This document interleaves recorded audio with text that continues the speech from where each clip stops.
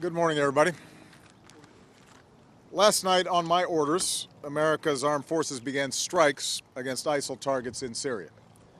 Today, the American people give thanks for the extraordinary service of our men and women in uniform, including the pilots who flew these missions with the courage and professionalism that we've come to expect from the finest military that the world's ever known. Earlier this month, I outlined for the American people our strategy to confront the threat posed by the terrorist group known as ISIL.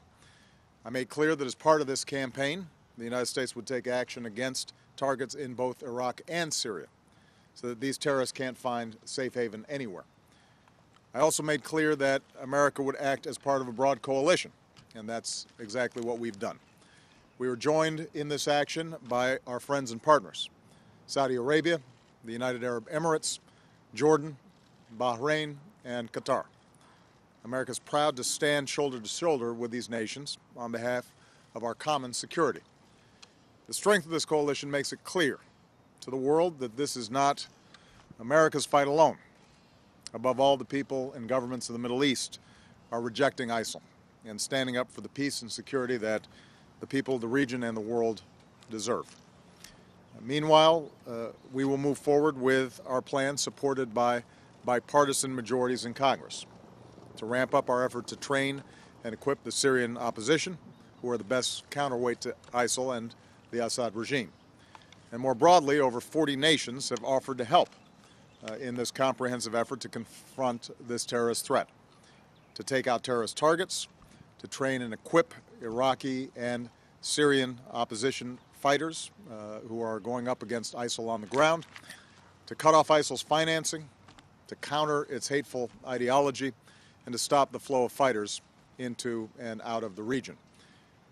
Last night, we also took strikes to disrupt plotting against the United States and our allies by seasoned al-Qaeda operatives in Syria who are known as the Khorasan Group.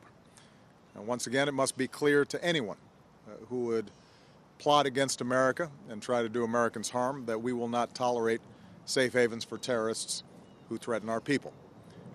I've spoken to leaders in Congress, and I'm pleased that there is bipartisan support for the actions that we're taking. America is always stronger when we stand united, and that unity sends a powerful message to the world that we will do what's necessary to defend our country.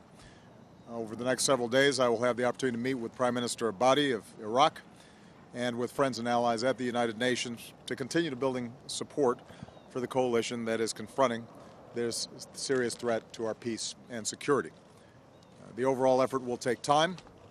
There will be challenges ahead, but we're going to do what's necessary to take the fight to this terrorist group for the security of the country and the region and for the entire world. Thanks. God bless our troops. God bless America. Mr. President, are Americans in danger living in the United States?